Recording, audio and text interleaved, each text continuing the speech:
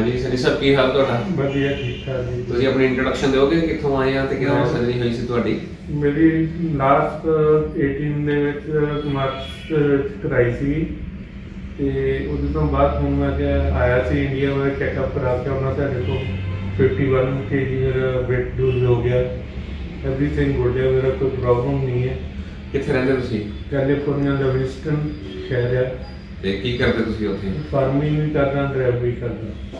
ਕਿਸੇ ਤਰ੍ਹਾਂ ਦਾ ਕੋਈ ਪ੍ਰੋਬਲਮ ਆਫਟਰ ਸਰਜਰੀ? ਨਹੀਂ, ਕੁਛ ਨਹੀਂ, ਠੀਕ ਹੈ एकदम। ਸਭ ਕੁਝ ਖਾ ਵੀ ਰਹੇ ਹੋ? ਖਾ ਰਿਹਾ ਮੈਂ, ਲਿਮਟਡ ਖਾਉਂਦਾ। ਇੱਥੇ ਆ ਕੇ ਥੋੜਾ ਲਿਮਟਡ ਜੋ ਬਾਥਰੂਮ ਦੀ ਪ੍ਰੋਬਲਮ ਹੈ ਇੱਥੇ ਇੰਡੀਆ 'ਚ, ਉਹਨਾਂ ਲਿਮਟਡ ਜਿਹਾ ਮਾਰਨਿੰਗ ਖਾ ਲਈਦਾ ਜਾ ਕੇ ਇਵਨਿੰਗ।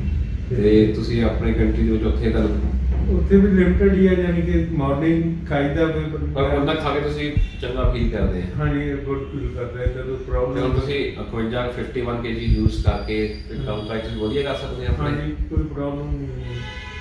ਤੇ ਜਿਹੜੇ ਲੋਕ ਡਰਦੇ ਆ ਕਈ ਵਾਰੀ, ਖਾਸ ਕਰ ਜਿਹੜੇ ਜਿਵੇਂ ਤੁਸੀਂ ਵੀ ਹਾਰਡ ਜੌਬ ਕਰਦੇ ਆ, ਫਾਰਮਿੰਗ ਕਰਦੇ ਆ, ਟਰੱਕਿੰਗ ਕਰਦੇ ਆ, ਹਾਂਜੀ, ਕਈ ਲੋਕਾਂ ਨੂੰ ਡਰ ਹੁੰਦਾ ਵੀ ਸ਼ਾਇਦ ਉਹ ਹਾਰਡ ਜੌਬ ਨਹੀਂ ਕਰ ਹੋਊਗੀ, ਇੱਦਾਂ ਕੋਈ ਇੱਦਾਂ ਦੀ ਹੈਗੀ ਆ। ਮੇਰੀ ਖੁਦ ਦੀ ਕਜ਼ਨ ਸਿਸਟਰ ਹੈ, ਉਹਨੂੰ ਮੈਂ ਬਹੁਤ ਜ਼ੋਰ ਲਾ ਰਿਹਾ, ਉਹ ਡਰ ਰਹੀ ਆ ਮੈਨੂੰ ਮੇਰੇ। ਨਹੀਂ, ਪਰ ਇਦਾਂ ਦੀ ਕਮਜ਼ੋਰੀ ਆਉਂਦੀ, ਇਹਨਾਂ ਦੀ ਹਾਰਡ ਜੌਬ ਹੋ ਜਾਂਦੀ ਨਾ ਹੋ ਆਰਾਮ ਨਾਲ। ਜਾਂਦੀ ਹੈ, ਇੱਦਾਂ ਕੋਈ ਪ੍ਰੋਬਲਮ ਨਹੀਂ ਹੈ। ਥੋੜਾ ਬਹੁਤ ਹੁੰਦਾ, ਇੰਨਾ ਨਹੀਂ ਹੈ। ਤੁਸੀਂ ਕੀ ਖਾਂਦੇ ਸਵੇਰੇ, ਬ੍ਰੇਕਫਾਸਟ ਕੀ ਖਾਂਦੇ? ਮੈਂ ਰੋਟੀ ਖਾਂਦਾ, ਦੋ ਲਾਈਟ ਰੋਟੀਆਂ ਖਾਂਦਾ, ਸਬਜ਼ੀ ਦਾ ਤੇ ਸਵੇਰੇ ਬ੍ਰੇਕਫਾਸਟ ਮੁੜ ਕੇ ਦੁਪਹਿਰ ਨੂੰ ਲੰਚ, ਫਰੂਟ ਖਾਂਦਾ ਦੁਪਹਿਰ ਨੂੰ, ਫਿਰ ਰਾਤ ਨੂੰ ਰਾਤ ਨੂੰ ਫਿਰ ਰੋਟੀ ਖਾ ਲੈਂਦੀ ਆ ਕੇ ਡਰਿੰਕ ਕਰ ਲੈਂਦੇ ਆ? ਡਰਿੰਕ ਕਰ ਲੈਂਦਾ। ਕਿੰਨੇ ਕੁ?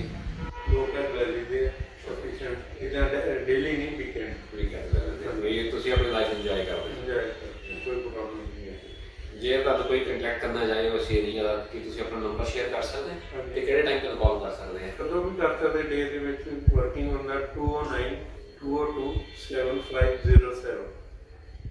Thank you so much.